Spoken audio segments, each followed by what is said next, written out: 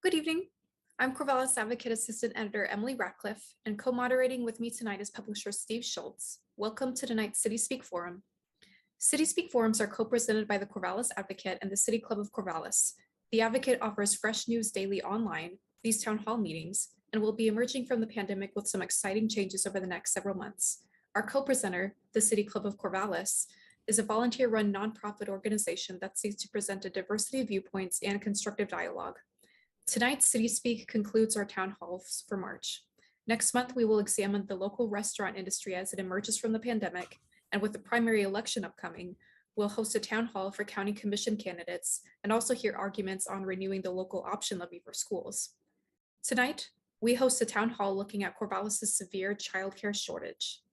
Panelists include Helen Higgins, the CEO of the Boys and Girls Club of Corvallis, Brenda Daigle, the director of the Corvallis Community Children's Centers, Amy Loon, the director of the OSU Family Resource Center, and Megan Pratt, the coordinator of the Oregon Child Care Research Partnership.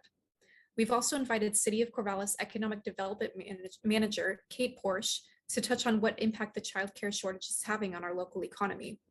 If you, as a viewer, have questions, we welcome you to comment on our Facebook posting of the live stream event or to email us at cityspeak@corvallisadvocate.com. Again, that's cityspeak@corvallisadvocate.com. Steve?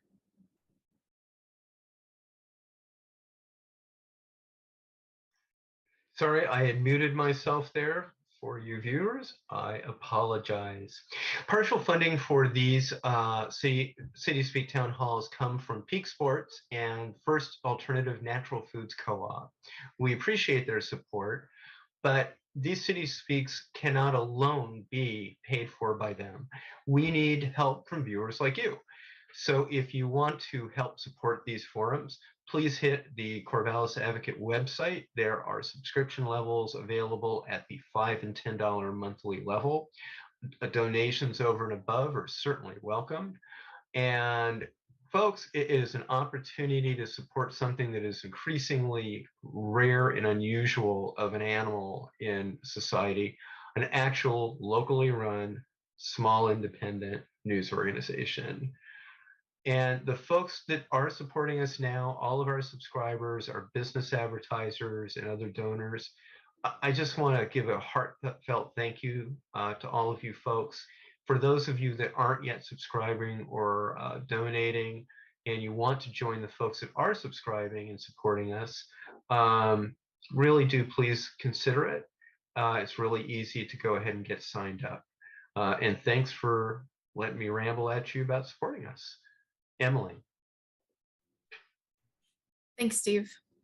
So first, we'll go over questions from the editorial board, and then we'll move on to questions from our viewers. First question is, Corvallis has been referred to as a childcare desert. Amy, I'd like to start with you. What does that mean? And what is the situation in Corvallis? We will, of course, invite other panelists to join in the conversation. But Amy, let's start with you for now.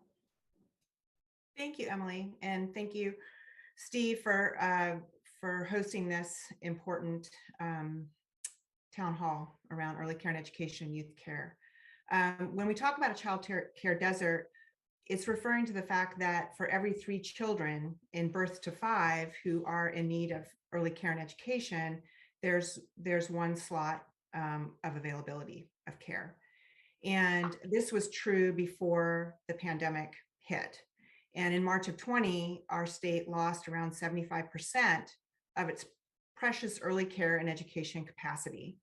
And not only have we not recouped that capacity, but now we are basically in a crisis within a crisis, in that what has now unfolded is that we cannot find qualified early care and education workforce to actually run our current licensed capacity to full capacity. So for example, in one of our community childcare centers that has a capacity of 72 children, they are currently running at 41 because they do not have access to qualified early care and education professionals. So we really are in a dire situation in our community, and it's across our state and it's across our nation, unfortunately.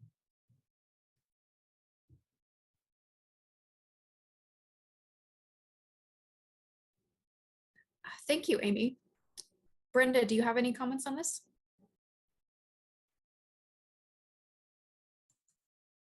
I echo what Amy said, and the same goes for my center. We are unable to find qualified applicants or people to even come in and apply for a job. The people that are coming in to apply for a job are not even qualified to work in a childcare facility. So yes, it is a crisis. Thank you. Megan, do you have anything to add? Yeah, hi, thank you for having me. My work is doing research around childcare and looking at what's been happening in Oregon, and Benton County is amongst the other counties as well, and kind of seeing that comparison of what's happened. And we've done the research and shown before the pandemic, we were at about one slot for every 3 children. For toddlers, it was one space or one slot for every 5 infants and toddlers. What we know now from the realities that are being spoken here is that there's a lot of issues with and fragility in the childcare market. And so a lot of the other things I look at are the affordability of care for an education and youth services for parents. And on that side of the equation, it's very expensive. So a toddler in a center in Benton County, a parent will pay for full-time care just under $15,000 a year. The only counties that have higher average center tuition costs are up in Multnomah and Washington counties. On the other side, there's the workforce and the programs that are trying to stay afloat. And what's happening is about 72% of what comes in childcare revenue is coming from parents, and then it's going to the programs. And then those programs are making ends meet with very slim margins, because care and education work is expensive, because you must pay for the people to be in the room.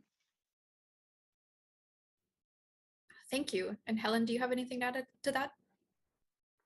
Well, we're definitely seeing the difficulty of finding employment. I have staff that work for me that are also struggling with covering the costs of childcare.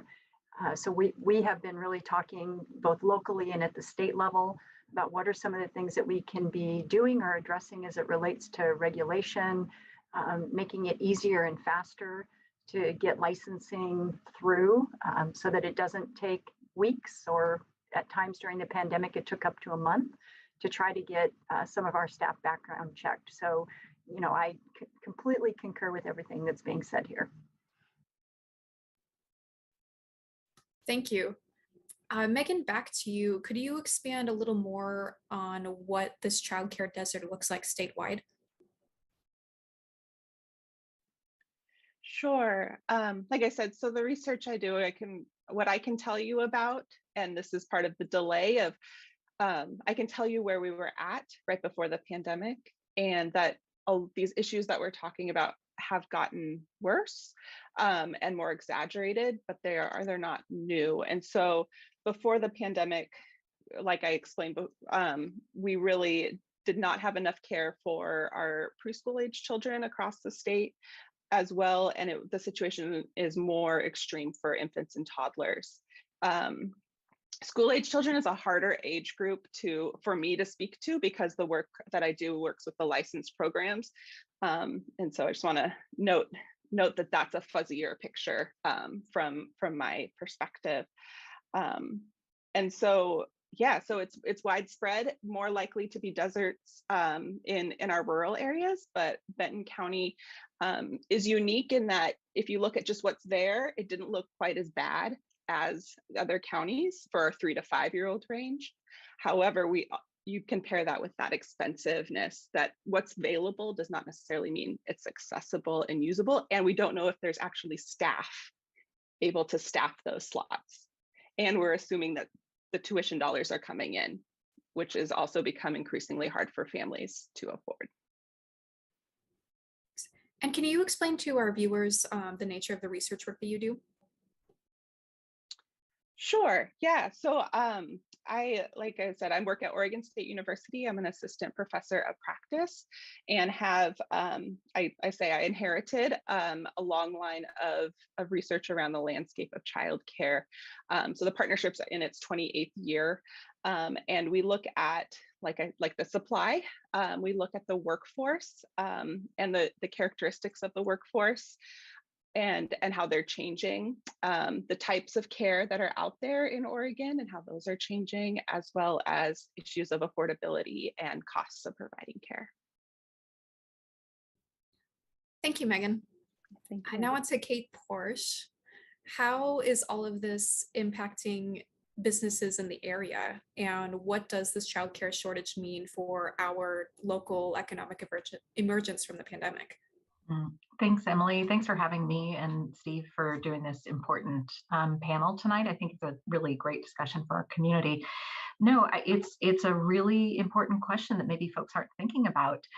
When we talk about economic development, one of the sort of three legs of the economic development stool is around workforce. And you can't talk about workforce these days without talking about the impact of childcare and what that means. And I think, as many of your listeners know, and we've discussed on forums before, women and minorities have been disproportionately impacted through COVID. And as your other panelists are talking about here tonight, that impact and the impact that's had on childcare has meant that we've got a lot of businesses, not just in our community, but nationwide, that have been really negatively impacted. You heard from some panelists tonight who are having trouble hiring in their own organizations, right?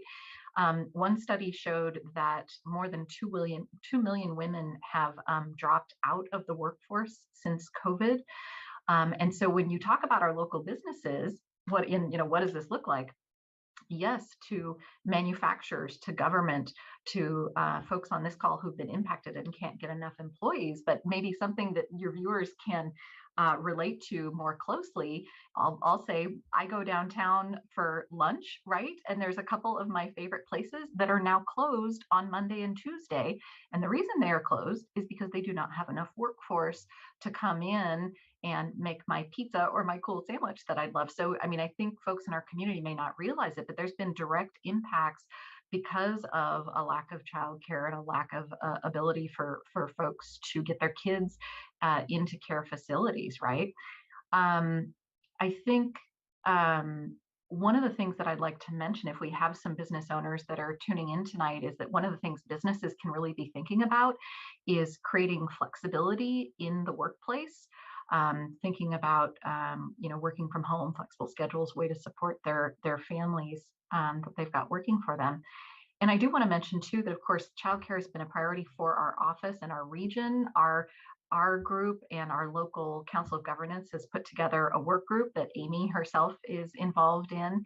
And we recently just submitted for some ARPA funding through the county to endeavor into a unique partnership with Oregon State, with LBCC, around the retention and recruitment of childcare employees, but also to create a grant program for our childcare providers.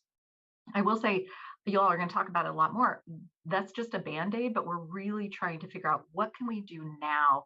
Is there a way to get some ARPA dollars in to really help create a more steady workforce going forward? I think childcare is about healthy communities. It's about a strong economy, right? Having our businesses be able to be open, and it's about gender equity. So there's a lot of components to this really important topic. Thank you, Kate. Now, Brenda, your center is a nonprofit operating in a paid-for building that still has utility and maintenance costs.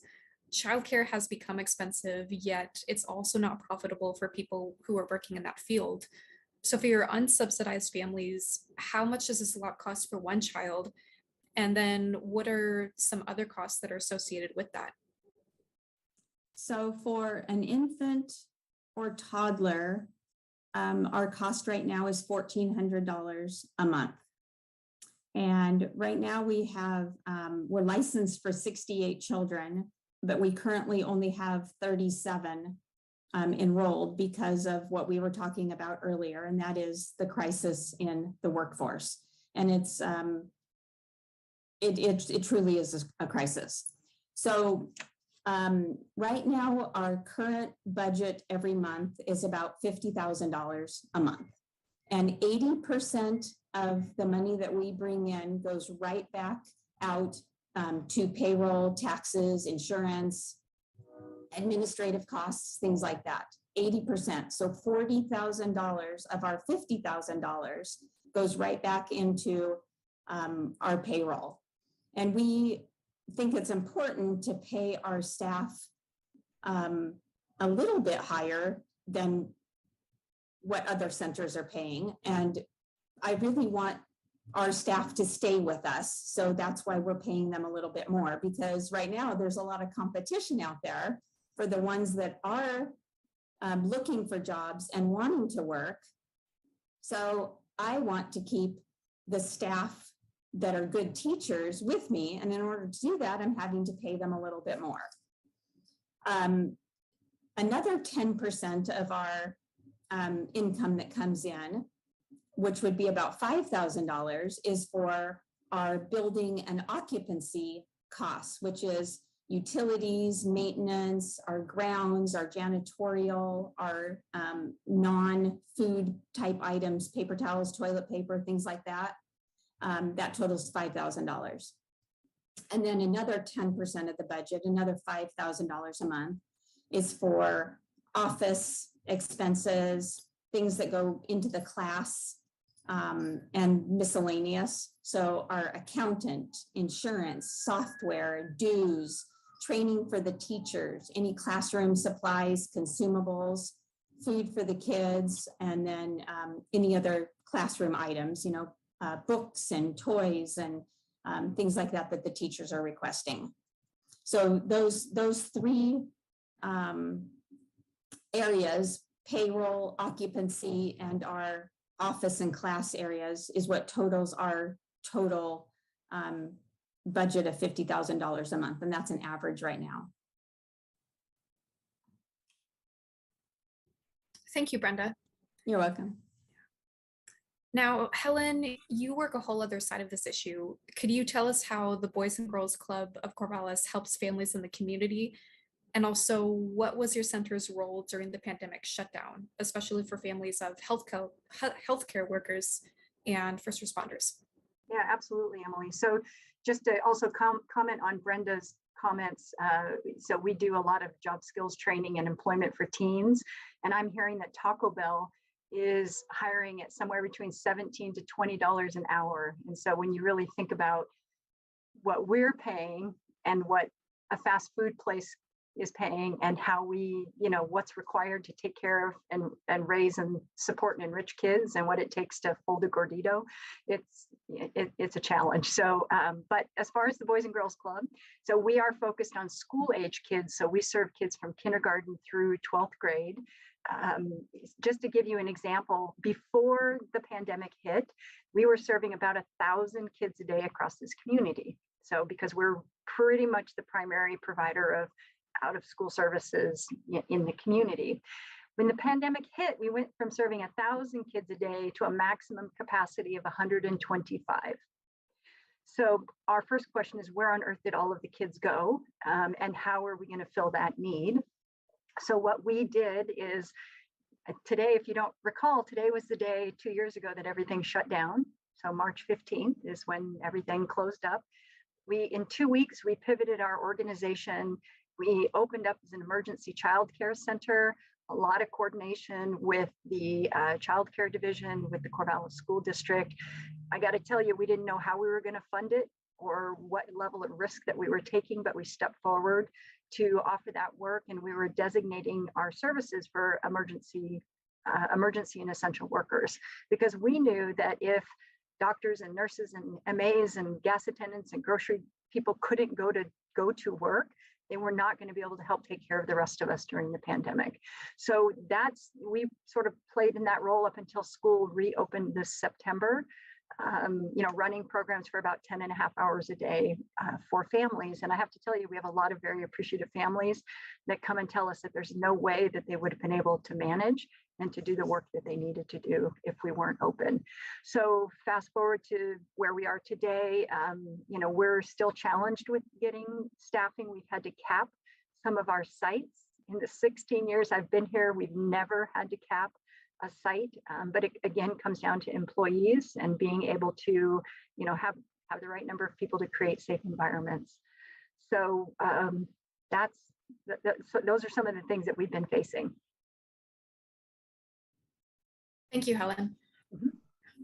And preparing for this town hall, all of you have spoken a lot about the role of childcare or early education in society generally. And you've also spoken on how it's evolved, and you've offered thoughts on how it could evolve. Could you please share that conversation with our audience? If you'd like, Amy, we can start with you and then go from there. Thank you, Emily. So yeah, I think it's, we all sit here and wonder how did we get here? How did we get to this situation? And I think it has a lot to do with the fact that, the demographics changed in terms of what does it mean to earn an income that you can live off of, and that single income, 2-parent family, 1 parent stays at home and takes care of children is by far the minority in our country. Probably across our country, of the last stat that I saw is 2/3 of children birth to 5 are in some form of childcare. And so, we haven't kept up with what was evolving in our society. And that, coupled with the fact that care work has often been considered women's work. And so it's kind of been a bit in the fringes in a way. And so I think that, we've arrived at a place where the pandemic just laid bare what many of us knew were issues before the pandemic, as we watched wait lists grow to 100 families on a wait list or 150 families on a wait list for early care and education in our community, the cost of care, just an untenable situation unfolding. And then the pandemic hit, and I think that, everybody finally understood that it's not just about birth to 5, but when our children transition out of early care and education and into public school, they also are, yes, they're in public school, but they also are in childcare, because working families depend on public education, right? And then they depend on programs like Boys and Girls Club or Kids Spirit at OSU, or some type of after school programming, non-school day programming. So we've slowly arrived at a moment that has us needing to acknowledge a whole lot of realities. And one of which is that this is a profession. Birth to 5 is a profession that's informed by, a body of knowledge, and they need to be compensated for their skills, for their training, for their education. Helen, comments? Yeah, I just wanted to build on that. So, one example is the Build Back Better plan, right? That was supposed to come out, and one of the big pieces was childcare. And if I'm thinking correctly, I think the childcare piece was the one that really was the showstopper for some of our federal lawmakers about being able to carry on those subsidies and supporting childcare. So it really comes down to what are the priorities, at the federal, state, and local level with our business partners, our community, to really understand that parents cannot bear the burden, the cost of actually delivering quality care on their own. It really is something that needs to be invested in more broadly. It needs a lot of us sort of at the table bringing those dollars and that support in. So, of course, when I saw that the Build Back Better was cut, it was very disappointing, but not surprising, because, I have watched over the years that issues for really women and children are the ones that tend to get prioritized low or not funded. Megan, do you have anything to add? Thank you. Not a lot. I think that this is a real important time in the research, in thinking about how childcare has changed over time, and the understanding and public awareness of the need for help with childcare, and that the realization that, oh, this has been on the backs of parents for a very long time, and people are getting through, and you're like, oh, thank goodness I can send my kid to school now, and then you like try to forget about it. That's lived experience. But we know that the research matters, and right now is a really important time to pay attention to the role of public investment. And there has been more conversation and in terms of attention to these issues that have been documented for a long time, nationally as well as in our state. And so I'm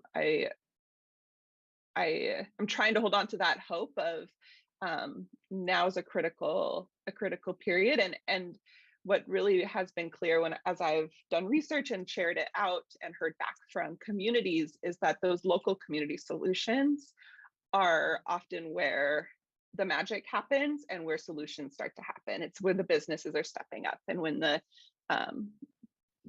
folks are problem solving together and thinking of multiple solutions, because families need multiple different scenarios, and we need to support those people doing this important work.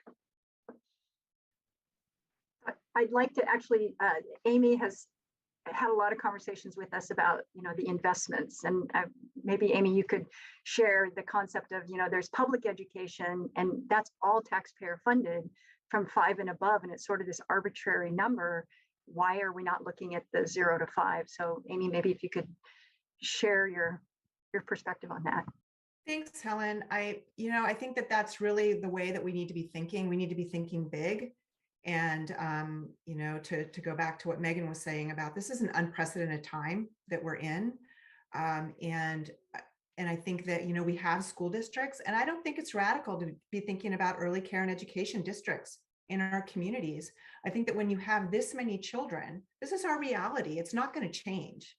And when we have this many children who are in need of early care and education, and we have just a critical window of brain development in birth to 3, that it really is, it is the issue of parents needing to be able to go to work, and it's the issue of an early care and education workforce that should be fairly compensated for their skills and their education and their profession.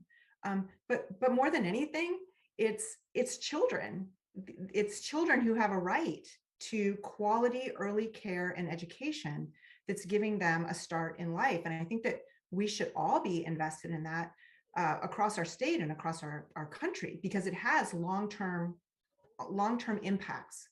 And so I think that moving from the incremental problem solving to how do we actually address this significant social issue? And Brenda, any comments?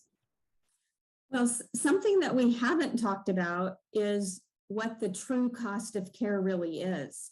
And, I mentioned earlier about a slot costing, $1,400 a month and what my budget was and everything. But if we looked at it from another perspective and said, we really want to pay our teachers, $20 or $22 an hour. And then we started totaling up all of our bills. And then we said, okay, we have 8 children in our classroom. And then we start dividing up, how much we're going to charge for each spot. The true cost of care is not $1,400 a month. It's probably like $1,800 or $1,900 a month. But the thing is that high quality early care and education is out of reach for all these families. I couldn't charge $1,800 or $1,900 a month. I wouldn't have anybody at the center because nobody can afford that. So it's like 2 different things.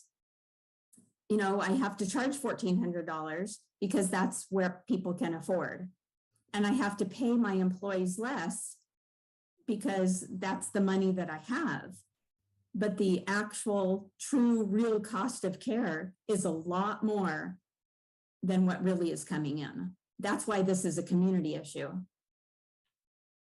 Thank you, Brenda, for bringing that up, because, one of the things that works, that kind of works, even though it kind of doesn't with your budget, is that you're not paying, your building was built with city block grant funds. So you're not paying a lease fee, you're not paying a mortgage on your building, right? Right. So Right. your budget is being kind of artificially supported in a way. Absolutely. So that if you actually captured, if you were paying a monthly lease fee, right, for your building, what would that cost of care look like? So I think that that's important for folks who are listening to this, is that most center-based early care and education operations are being subsidized in some capacity. That's why we have in our community, why we have Presbyterian Childcare Center. It's in a church, Zion. We at OSU, we're subsidizing. We're saying, here's a building, here's grounds, maintenance, utilities, custodial. Most childcare operations, unless they are vendor operated in a heavily resourced area like San Francisco, LA, where people can pay $2,500 a month for childcare. Most operations are subsidized in some way. And I would say that's the case for Boys and Girls Club. We have a $2.5 million budget, and we have to raise a little over half of that every year. And I always say, to keep the doors open on a safe place for kids. So we don't hesitate to put money into the pool or the library, but why are we having to tin cup to keep doors open on safe place for kids? Again, it comes down to priorities, right? So that's the piece that just gets frustrating over time. I've been at this for 16 years, and it's like, you got to be kidding me. Why is this not a community priority? And why are we all running around trying to raise money at the same time that we're trying to help, young people develop? Well, and I think that's where, one second, Emily, sorry. I think that's where it gets back to what Megan was saying, that I think that we may be in a time, is it 3 years down the road, 5 years down the road, 8 years down the road, where we really are seeing significant movement on shifting this paradigm around more publicly funded birth to 5. But in the meantime, it's going to be the power of those partnerships at the community level while we wait for that true systems change to come. One last question from our editorial board for you all is, what do you think needs to be done to create more slots for children? Well, we got to pay better, folks. Yeah, I think I'm going to jump right in there, Helen. I was over in Newport this last week, and Fred Meyer over in Newport is paying just under $19 to move freight. And we just heard of Helen's stat for Taco Bell. We have employees in early care and education who have AAs in early childhood, who have BSs in human development. They've come in through a different pathway, and they've worked really hard to train and move up the steps in our state registry. And we're talking about incremental change of moving somebody from $13 an hour to $13.50 an hour. And I'm just going to put out there, really, really honestly, I've worked in early care and education. I'm an administrator now, but for years, that's what I did. And it's energy intensive work. It's heart work. It's emotionally draining work. And are you going to do that work and earn $13 an hour and not really be that appreciated from a professional standpoint? And you're trying to put food on the table for your family, or are you going to go move the freight for Fred Meyer and make $19 an hour? And so I think we have got to figure out how we are going to compensate our qualified professional staff in this field. Megan or Brenda, do you have anything to add to that? Yeah, I think as we think about how to fund, because yes, compensation is the number one. A colleague of mine had a study up in polled and surveyed providers throughout the state when everyone had first shut down and emergency childcare was coming on, and the question was, what's keeping you from returning to work? Wages. What would be the number one support to help you get back into the classroom? Better wages. And when you ask parents, what's your number one barrier to accessing care? It's affordability. There's a lot of things that shape access, but affordability almost always, if I think I could say always, careful as a researcher, always goes to the top.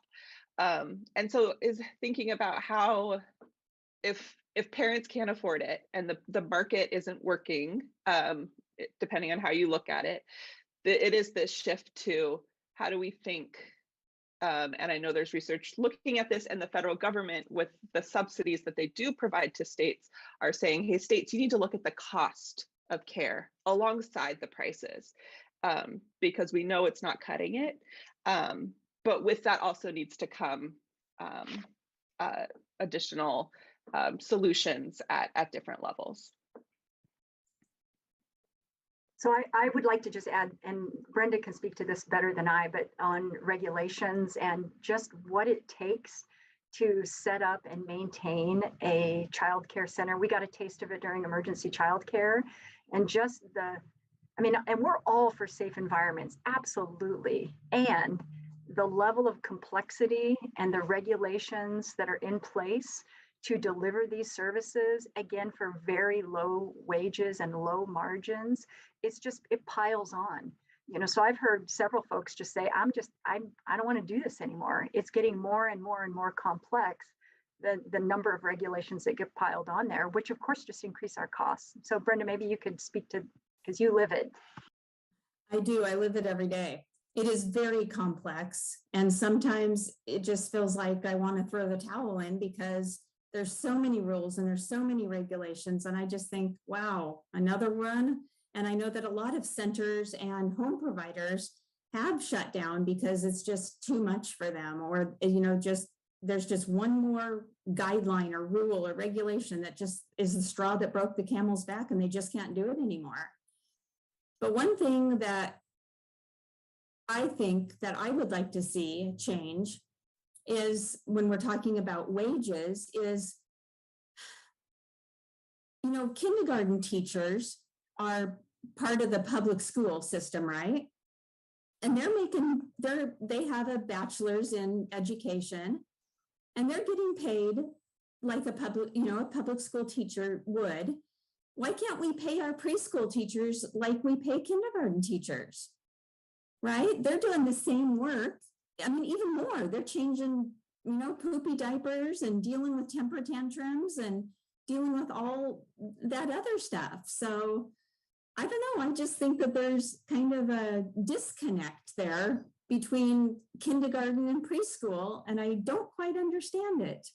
Maybe there's a mental block with some people. I don't know, but I think it was. I'm not sure who mentioned it earlier about all the women that left the workforce, who are staying home with their kids now. But I just can't seem to find anybody to even come apply for a job. And it's really, really frustrating. I think one of the issues where we are right now is that for so long, birth to 5 was considered a private issue. Birth to 5, especially infant and toddler 2s, it's a quality of intimate care with young children. And it was very much, I think, thought of in the private sector. And so I think that one of the shifts that hasn't happened all the way is that this is really in the public sector now, in terms of, it was before the pandemic, but the pandemic, I think for those of us who have been doing this work for a really long time, the pandemic really moved the dial on birth to 5 in a way that we had not experienced, because it just decimated like Megan was saying, a very fragile, it's hard to even use the word system because it's not really a system. And so I think that part of what needs to happen, back to your inquiry, Emily, is we all need to claim this as a public issue. It's not a private issue. It's not, gosh, I'm so sorry, Helen, that you can't find childcare, right? We're out of that. That's in the rearview mirror. And so that shift of what is so magical about being a kindergarten teacher of 5-year-olds versus a preschool teacher of 4-year-olds, right? It's a construct. It's 4-year-olds. We need to have the same quality of education and prep to be working with that population as we do 5-year-olds. So we need to figure out how we're going to compensate and how parents are going to afford that. Yeah, and I think one partner that we probably, the collective we need to tap into is the business community, because where it really became an issue is all of a sudden workers can't go to work. And it really, really got the attention because it really brought the economy to a grinding halt.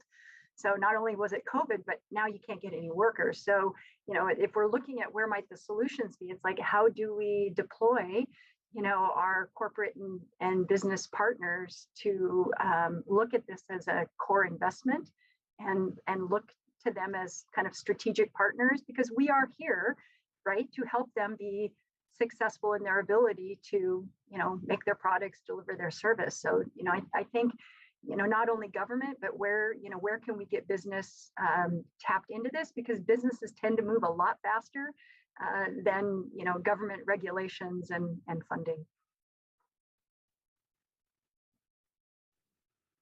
Well, thank you all. Now I'll hand it back to Steve, who will go over our viewer questions. Thanks, Emily. I want to remind our viewers that if you want to send a question, even now, it's not too late. You can email us at CitySpeak@CorvallisAdvocate.com. That's CitySpeak@CorvallisAdvocate.com, or you can just post to the stream on social media, and we'll get your question asked. Actually, before I get to viewer questions, I wanted to do a couple of follow-up questions on the conversation we've already had. I want to move to you specifically, Amy, because I don't know why I think you can answer this, but I have the impression you can. So, you know, you've talked a few times in preparing for this, and then again tonight, about what happens in brain development from ages kind of 0 to 3, and really, you know, think about it, 4 years old, you know, before they hit that magic place where we go, oh, and now you're a kindergartner. What does that look like? What are some of the things that are happening in brain development that maybe we did not used to understand, but we now understand, and kind of unwrap for our viewers why that is such an important period? Thank you, Steve. I'll hit the high level, but I also defer to Megan as well. You know, I think the easiest way to think about it is that is the window of just massive connections that are happening. And it's also around, those connections are also not just about cognitive development and fine motor, and it's also about emotional self-regulation, the foundation of that. It's about attachment, the reciprocity of I do this as an infant, and then you do that, and then I do this. That's the foundation for attachment. So responsive caregiving, emotionally attuned, responsive caregiving is of paramount importance in birth to 3. And so that's where we get into the conversation of quality, and where we get into the conversation around equitable access to quality. Because now there's been some research done that actually kind of has detailed out in a child's brain what the differences are between stimulated and not stimulated on a regular basis. Do you know anything about that? Well, I mean, Megan can comment on the research, that it's going to be that there's all the connections that are made, and then that's going to be pruned back. Right. So what's able to be pruned back depends on what's there. That's the layman's way of grasping that. Megan, I'll defer to you for more specific. Yeah, that's a great way to put it. And in terms of what's really come out, and that's been really foundational to researchers being able to explain the complicated brain stuff. First, the pictures are really helpful, right? Because you can see the pictures of brain scans of a child who's had a responsive caregiver, who's been stimulated and spoken to. There's terms that are being brought up now around neurodevelopment. Serve and return is one that's very commonly used. You say you serve and return, and that process, those minor little processes. Can you describe serve and return kind of briefly? Sure. Yeah. So serve and return is when you're, I'll think about it. So it's as early as a baby is born, they make a sound and you respond to them.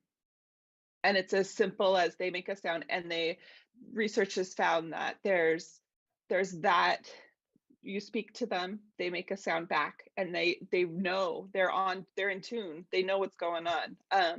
And if a child is in an unfortunate situation and they're, say, in a situation where there's toxic stress, so there's yelling or shouting or other types of abuse, that serve and return gets lost. What's even more dramatic in the brain scan work that you might be speaking to is in institutionalized children or children who are severely neglected, that is actually the most detrimental in terms of that brain development.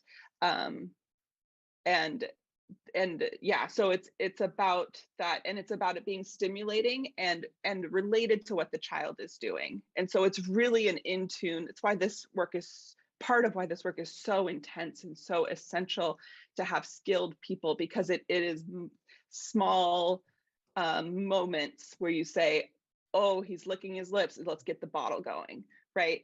And it's what a lot of people are doing, and that's how we support that good brain development, and that makes the case for that. And so that the investment. So in some ways, what you're saying is the richness of a childcare environment, and really a home environment, and then of course a childcare environment for, if you have a physician, the physician needs to go to work, and they have a baby, the baby will need to be cared for. So the richness of the environment has a lot to do with the outcome for that child in a later educational environment, right? There's been some work, if I've heard this right, there has been some work done that draws kind of the correlation between the richness of early childcare environments and later educational outcomes in terms of language development, vocabulary, reading, early reading, like that. Is that true? Am I catching that correctly? Yes, yeah, you're going deep into the child development training. Yes, so there's a couple landmark studies that were done in the 60s, 70s, I believe. Mm-hmm. Don't quote me on that exactly, but they and predominantly one's called Perry Preschool Project and another called the Abecedarian Project, and they did intensive preschool experiences, particularly for low-income households and predominantly children of color and Black children. And what they found, where a lot of that research comes from, of that return on investment. It's important to note that those programs also provided family support and other wraparound type services as well. But it was part of making that case, in particular for programs like Head Start that provide subsidized, no cost to parent care and other support. And then of course, all of this affects the economic outcome and folks breaking cycles in those hamlets, is my guess. Do I have some of that straight?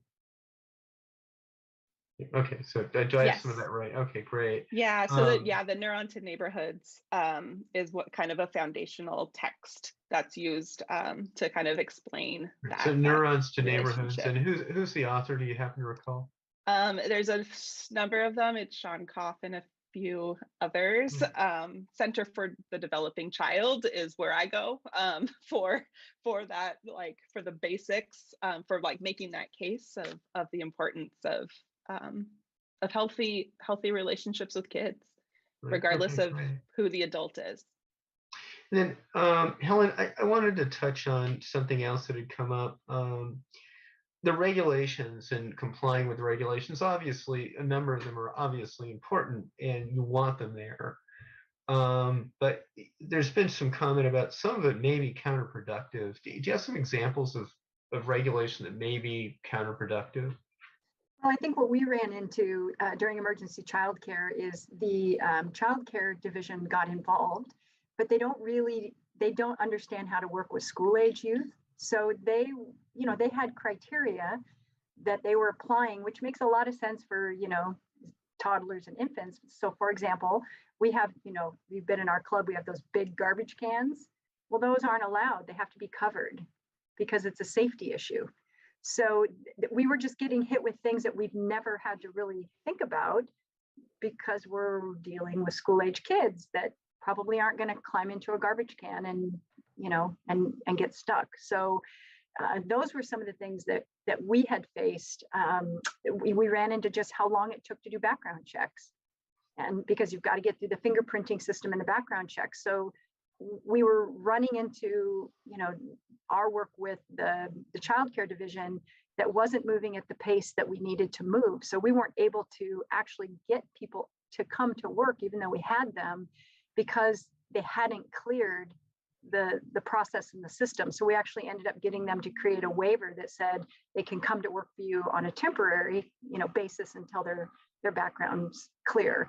So those were just some of the things that we faced. I'm sure Brenda can probably provide more specifics, but we had to actually write a childcare because we do have a license program for our kindergarten program, and the book of everything you have to do is it's like this thick. Can you see it's unbelievable how much time and energy it took to write up and document and show that you have all these documented processes and procedures to provide care. So if you're an organization that doesn't have kind of the bench strength to take on this work, and you're really just hiring, you've got people there to serve kids and you can't afford to bring people in to manage the regulatory piece of it, I can see why folks are getting out of the business. And again, Brenda, you're doing it all. So what's anything you want to add on that?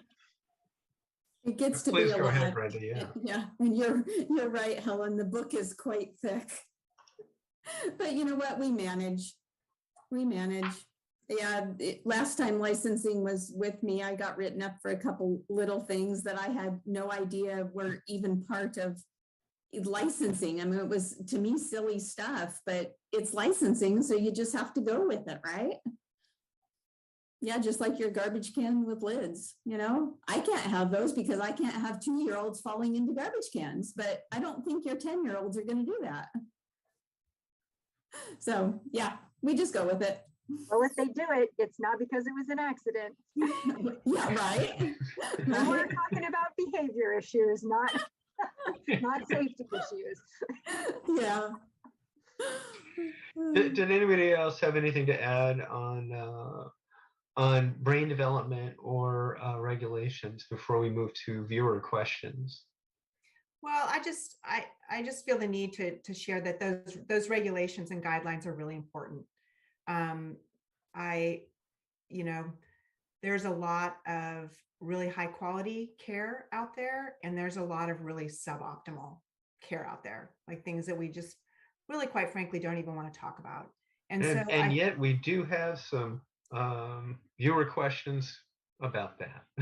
So I just, I hear what you're saying, Helen, and absolutely, you were taking a model of a standard way of doing business, and in response to the pandemic, and response to essential workforce needs, stepping up and trying to do something that was out of your traditional scope. And so, yes, that probably was quite something for you all. But like Brenda's saying, yeah, you just kind of do it because at the end of the day, it's the state ensuring that children are safe. And it's why we have licensed programs. It's why we have, recorded programs. And so I just want to make sure that we, that licensing is a burden sometimes, but it's there for a reason. Totally agree. And then, does anybody have an example of a regulation, however, that probably ought to be changed? Not necessarily? Okay, got it. Okay, and then, I think I want to move to, we talked a lot about wages. The folks that work in childcare are certified to do that, if I am correct.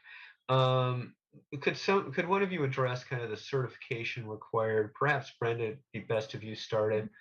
The sort of certification required and the education required to get that certification. There are different levels of qualifications that the state sets for a teacher to be qualified. And what are those levels?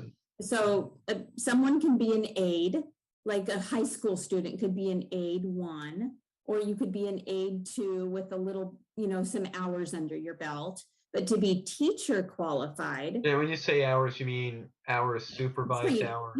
Yeah, training hours, supervised hours, Okay, great. hours working in a center, that kind of thing. Okay, But and then, okay.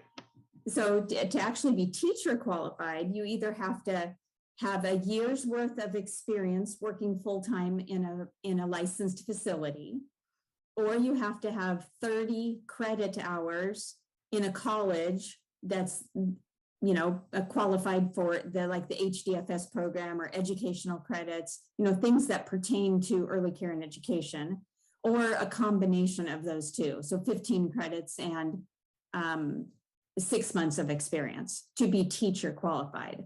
And then it goes on from there. You can be a head teacher, you can be a director. So there's these qualifications that the state sets and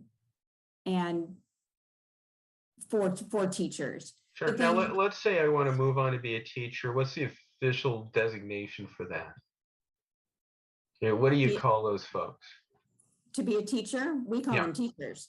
Okay, great. And then what can they expect to make per hour?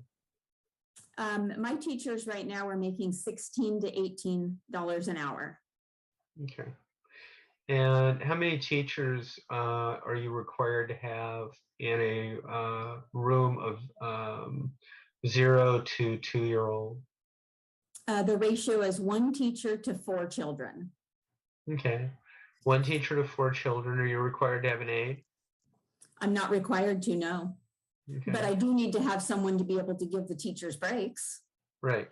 But the aides aren't required. The aides are not allowed to be by themselves unattended unless they're an aide 2, then they can be by themselves for up to 120 minutes per day. Okay. So they can give breaks if they're an aide 2. Got it. And what does an aide 2 make? An aide 2 is going to make $14.50 to $15.50 an hour. Okay. And I've heard in this meeting so far tales of Fred Meyer and Taco Bell offering a bit more. Yep. Is competitive out there. It is. And I'm assuming that a lot of the folks who go into childcare are going into it knowing they're going to take a hit financially. But, at that kind of money, it's quite hard to come to work each morning and know you might not be able to pay your own bills.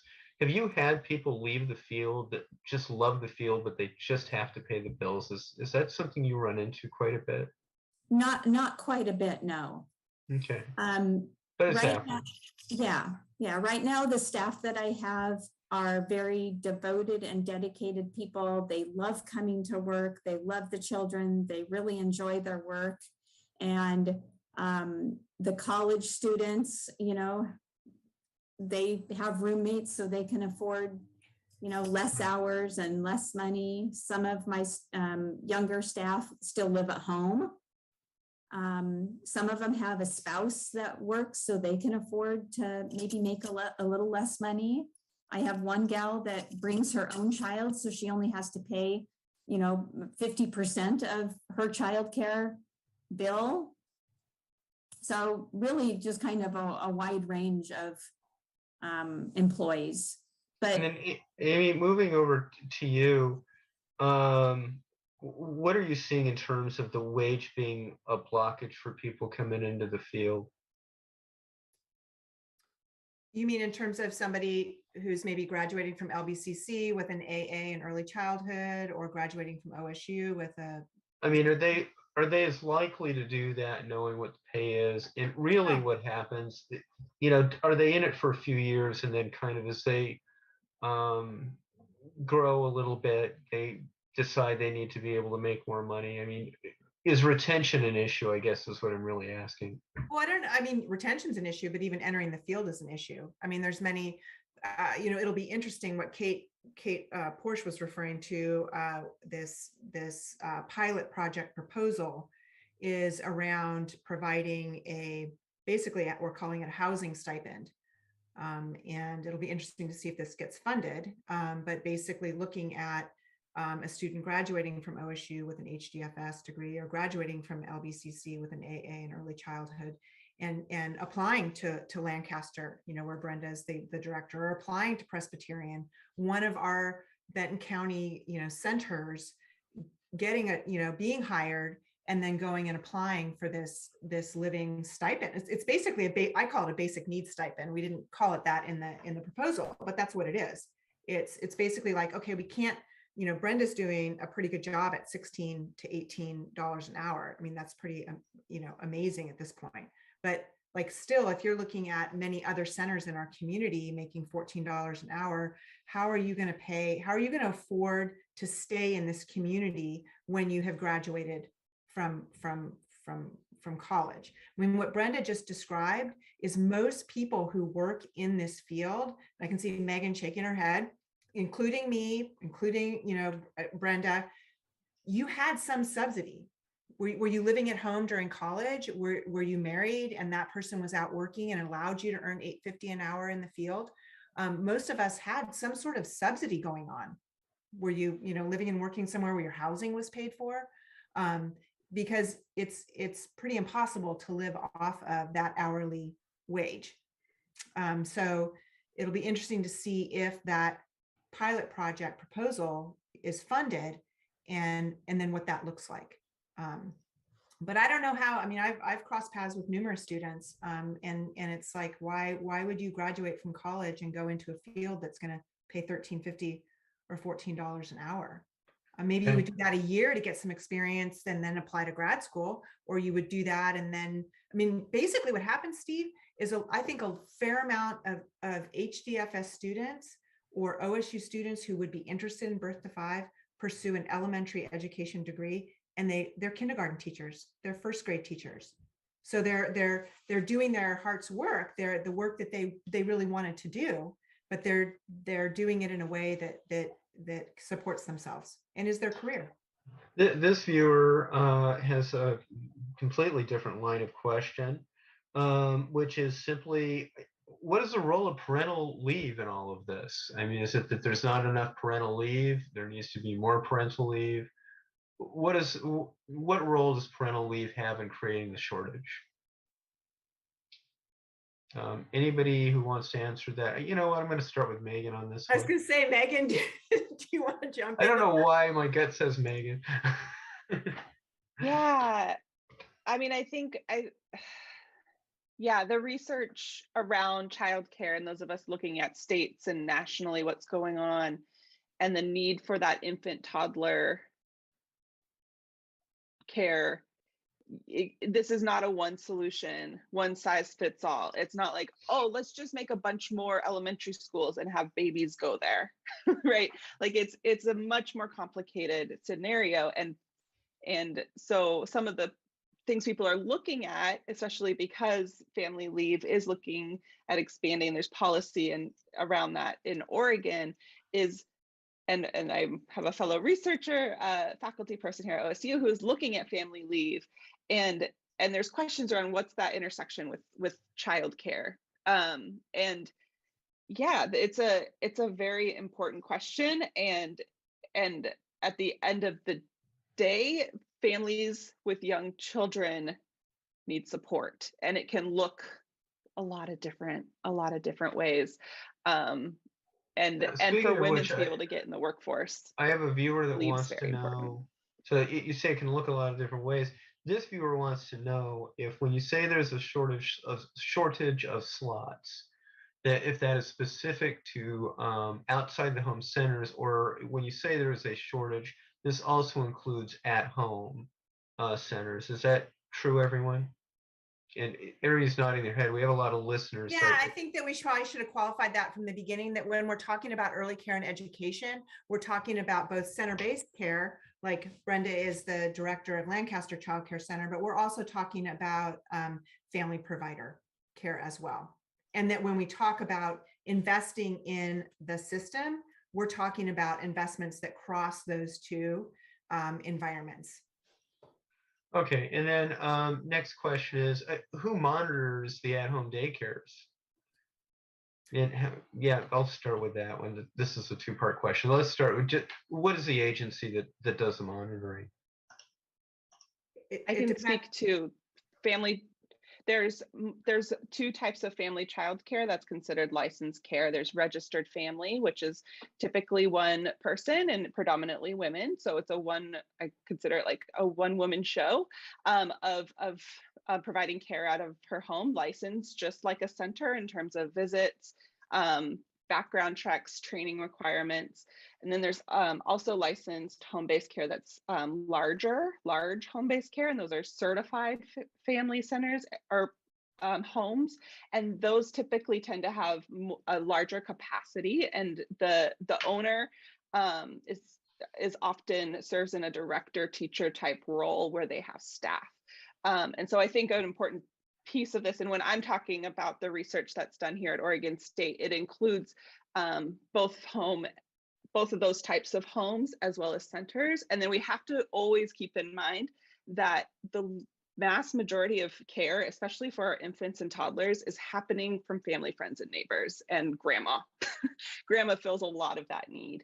And that is, if you're receiving a subsidy, you are probably somehow connected to the state, and in a non-licensed setting. But it is important to note that home-based care has provided, serves a very, very substantial role in the supply in Oregon, and in particular in our rural communities, and among our communities who, families that speak languages other than English, as well as people that need care at nighttime, on the weekends, and those types of less traditional work hours. Now, the same agency, the name of the agency again was, what again?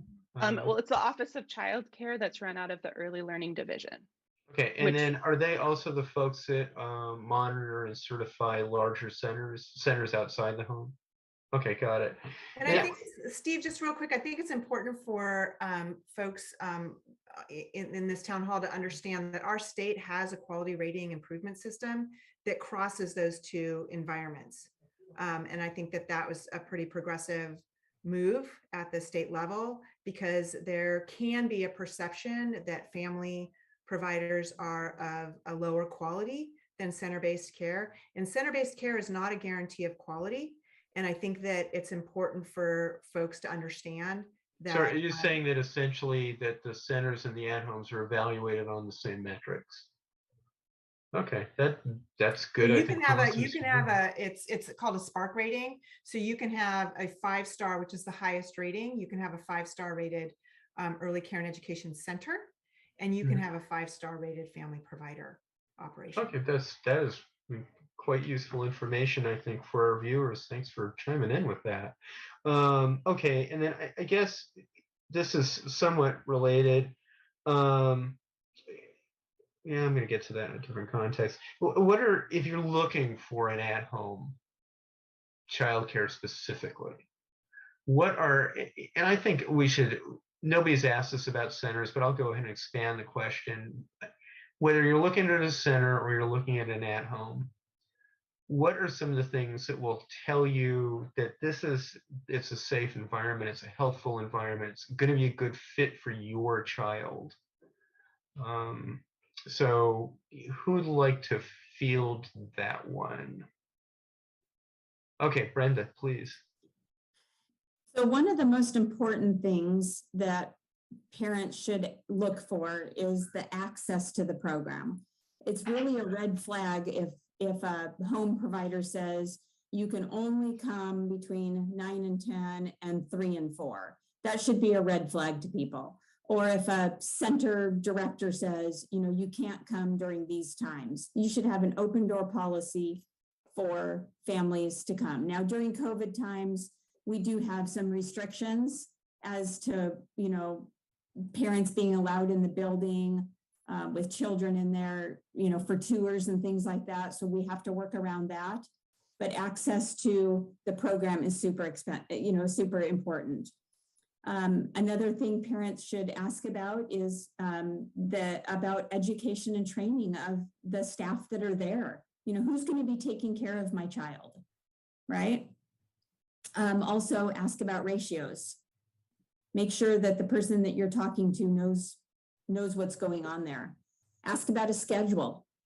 If you can, schedule a tour to actually see the room and meet the teacher, that's really important. You want to make sure that there's a connection there and that, your child feels comfortable in the space, whether it be a home or a center, and that you feel comfortable dropping your kid off there. That's where they're going to be for, a majority of their day.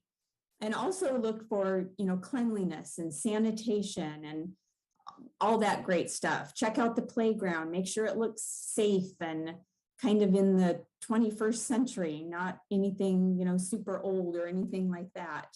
Make sure the teachers are actually engaging with the children. If you see a teacher on their cell phone, leave. That's not a good thing at all. So those are just a few things. Helen, what are some of the things you would suggest people look for by extension that might be red flags, or things that people may want to look for that are positives? Yeah, so again, for school age kids, many of the same things. It's about supervision. So do you have staff that are paying attention and present?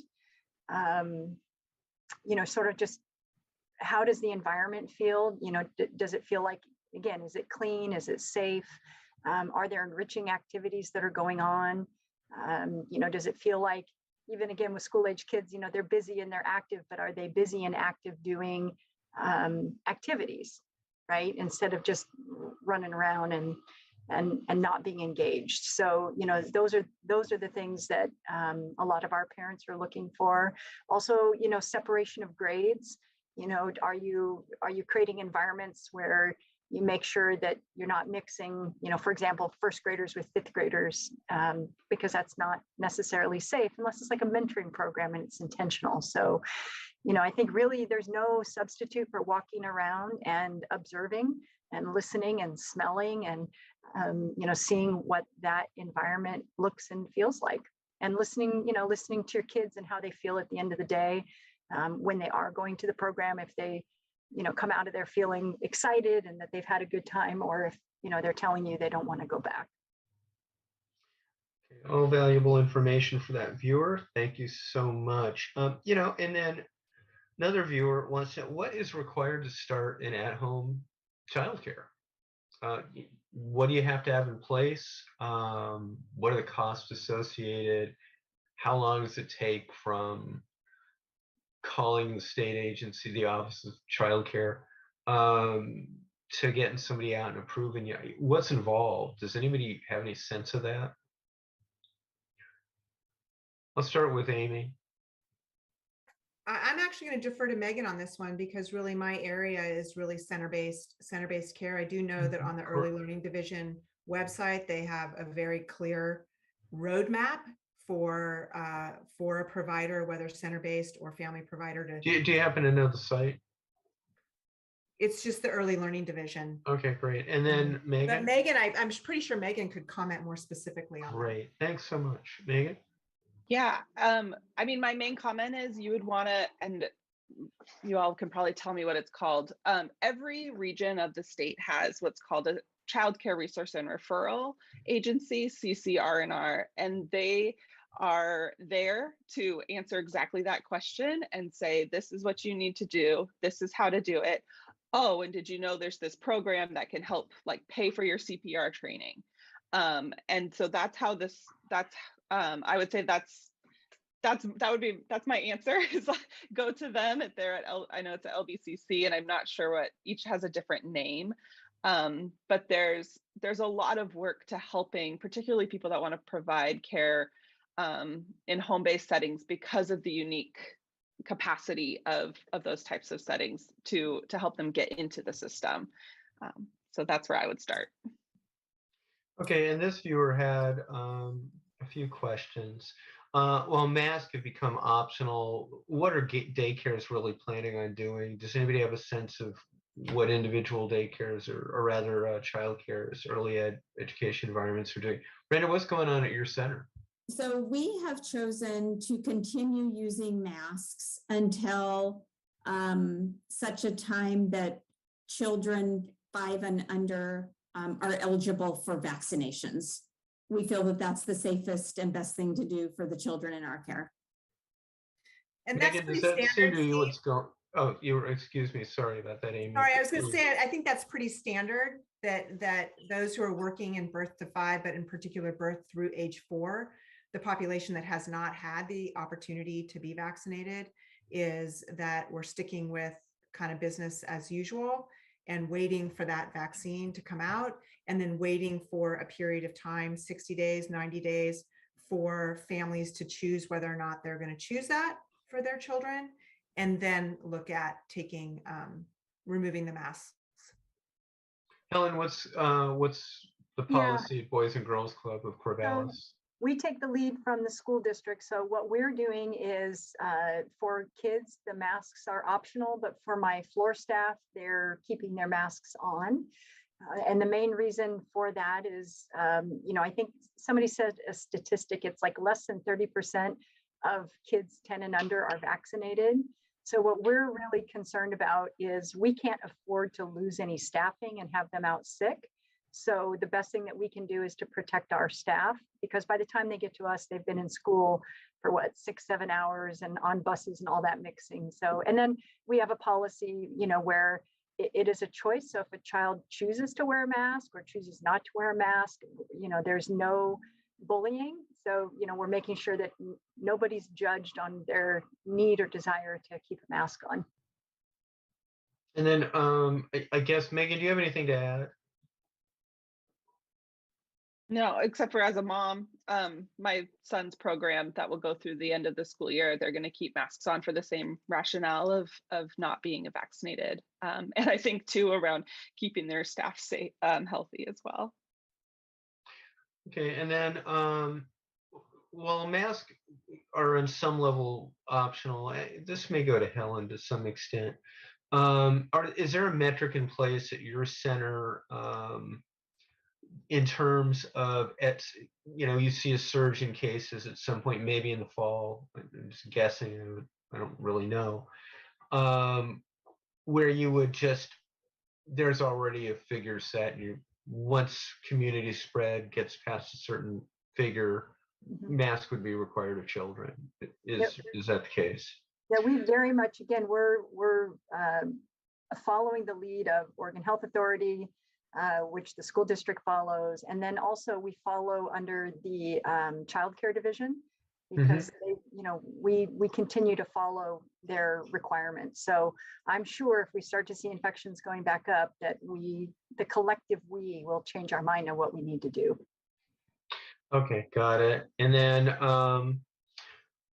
the next question is, okay, so this parent, I'm going to decipher best as I can. It's a lengthy question, but what it really comes down to, it appears, is that this parent has a child with special needs and had made that clear to centers as they were calling around. And 2 of them said, yeah, we can accommodate maybe. And then in each instance where the child had met staff at these centers, or I don't know if they were centers or if they were at homes, from the question. In each instance, after the child was met by staff, all of a sudden the slots became unavailable without explanation, apparently. And what are the obligations of a childcare facility, either at home or as a center, for special needs students? And what's the landscape like for those students? Amy, I'm going to start with you. I'm sorry, Steve, did you say me? Yes, please. Okay. Well, I mean, I would say that we have an obligation, but what that looks like in practice is very different. And I think it goes back to the profession and the training that our ECE workforce has. It goes back to the funding. Unfortunately, that if a program is a high quality program and what we would call a developmentally appropriate program, where they have a very sound understanding of child development and developmental milestones, and their curriculum is based in that, then any provider, whether they're a family provider or center-based, they are already foundationally set up to receive and serve a child who has special needs. But again, because the whole point of developmentally appropriate is that it is individually, it's informed by developmental milestones and child development, but it is individually looking at each child, right? And so I'll let Brenda speak to that from an actual operational standpoint, but it really is a broken system when it comes to serving children with special needs, unfortunately. Oh, you were going to add, sorry. Please go ahead. It is broken. So here's the deal with serving children with special needs. I mean, from my perspective, is if I don't have the staff to care for a child with special needs, it's doing everyone a disservice. It's not helping the child, it's not helping the family, it's creating problems in the classroom. Chances are the staff person is going to quit because it's going to be super, super high stress for them. And so it's really a lose-lose situation for everyone. Do I want to take the child? Yes. Do I want them to be in a great program where they're, learning? Yes. But I mean, right now, I don't have the staff with those educational requirements to care for special needs children. So I appreciate it when people call and actually volunteer the information and tell me that their child has a specific special need, because there's nothing worse than having a child enrolled where you don't know what's going on. And then a couple days down the road, you kind of figure it out and you don't know what to do with them because they don't fit into your program. I think the easiest way to think about it, Steve, and I'll reflect back on my years working at Old Mill Center for Children and Families, is that in a preschool program that was an integrated program serving children with identified special needs, children who were typically developing, children who had special needs that were not going to be formally identified, is that program ran off of a 1-to-3 ratio. Tremendous investment in staff and in staff education and training to serve those children. And it's a longstanding local nonprofit, and it was subsidized by massive fundraising and grants, and we're not, we don't even have a system. We don't even have a birth to 5 system in our state. And so, it breaks my heart to hear that there are, and we've experienced it a little bit in our campus centers where we've worked with our centers to bring in, additional staff to support that child, because that child has a right to be in the least restrictive environment. And if they can be successful in, a program with 4-year-old children and they're 4, that's where they should be. And it's our job to figure out how to do that. We're 7 minutes of 8. I'm going to try to sneak in 3 questions. The first one, however, I think can be kept short. This viewer would like to know, given the shortage of available slots, do you folks prioritize, you folks that have slots, do you folks prioritize folks that are first responders or healthcare workers? Helen? We did, but we no longer have to because we have the capacity to serve most anybody. And Brenda?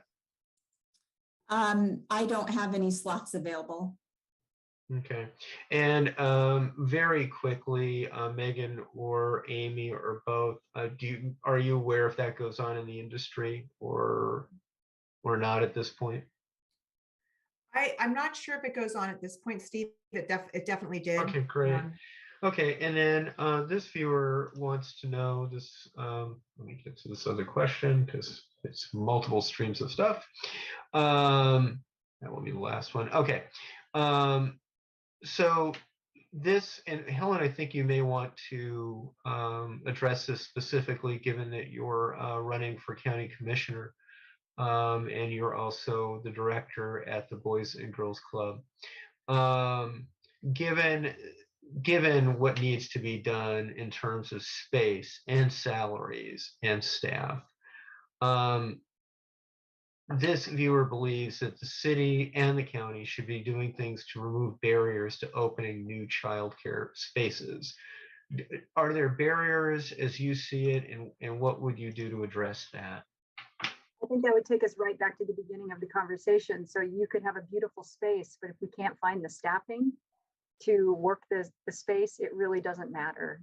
It would definitely help if the city and the county were to designate facility space so that that was one less thing to have to pay for. And we have to build up this workforce. Now, can city or county do anything about childcare workforce, or is that something that really has to be done at a state or federal level?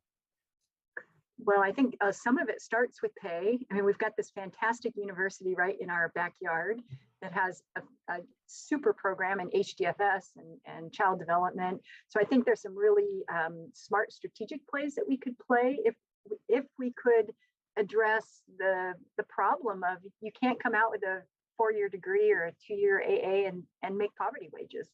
That just doesn't work, especially in this climate where I think we're going to just continue to see fewer workers. Because even in Benton County, we're not attracting young professionals. They can't afford to live in our community.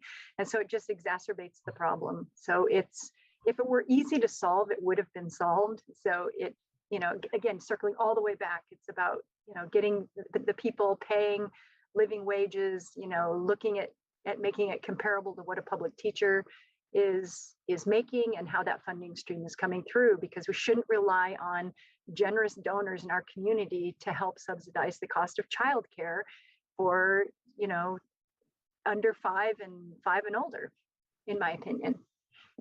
Yeah, I think we need to think about it as infrastructure, Steve, and that's what you're getting at, Helen. This is infrastructure, and the sooner we arrive at it being an infrastructure need for our communities, I think, and that's not just our community, that's a much larger arrival, right, for our country, because it is going to be about federal dollars and state dollars. But the sooner we arrive at it, that is this infrastructure, the sooner we will move away from incremental changes, looking for donors, trying to access 100,000 in ARPA funds, and yeah. Now I have a viewer that's commented about working conditions and the pay. And what I really want to do, I just about 30 or 40 seconds from each of you, and then we're going to call it a night after a couple more minutes. What I want to recast that is this. Childcare work is not easy. It's like a lot of professions that are not easy, and they're underpaid, and people are motivated by something other than money. Very often in journalism, you'll hear the term, it is the toughest job you'll ever love. And I sense that childcare work may be the same. I know that special ed teachers feel that way at times. So to a number of first responders, can you talk to the benefits of going into childcare work? I would like to go ahead and start with Brenda.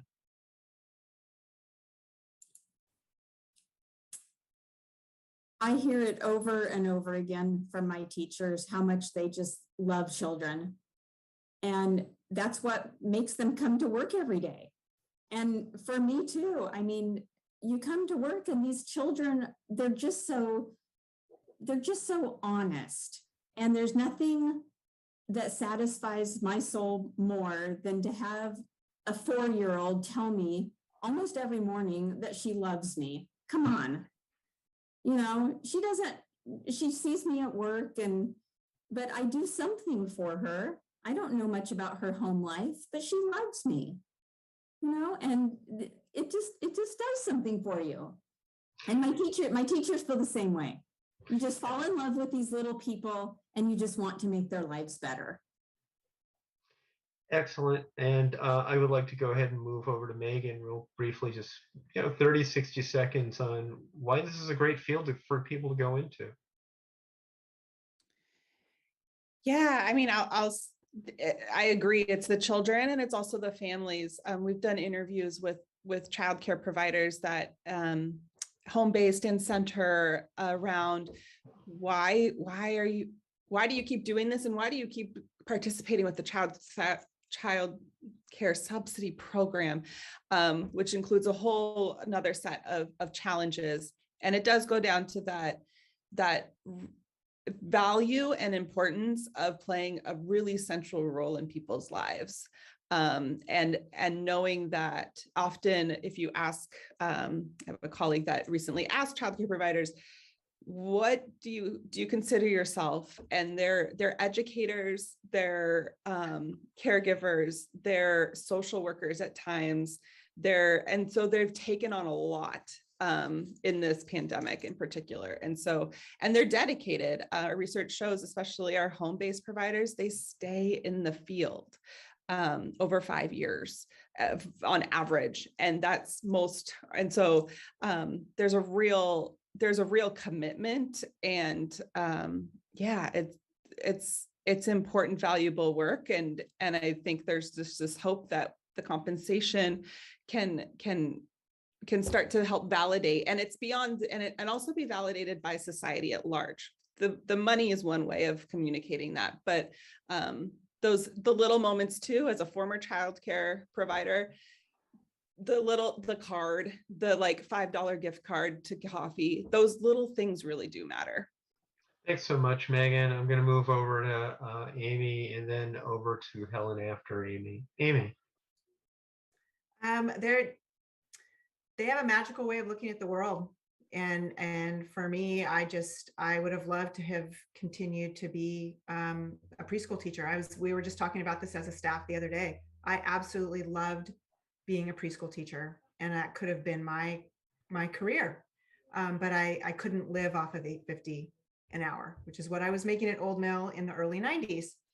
And so I think it's that they just have, going back to what Megan was saying, is it's important work. You know that you are making a difference in the life of that child and the life of that family. And it is the family piece. It's the opportunity to be in relationship with parents. I mean, we don't get some sort of handbook about how to be a parent. And that's a part of it, is helping that parent grow in their parenting and their confidence, and that they do know their child best. And so I just think they have a really unique way of looking at the world, and I love being around that. Helen. Now, I would say if you want to get into a profession where you can change the world, work with kids, because it all starts with our children, right? So if you want to have a more peaceful world, a more connected world, a kinder world, start with the kids. And every day our staff get to see that they have influence. They're mentors, they support them, they open their eyes to possibilities that the kids may never even have thought was possible. And so, that's what we tell them. You want to change the world? Start with the kids. Good answers all.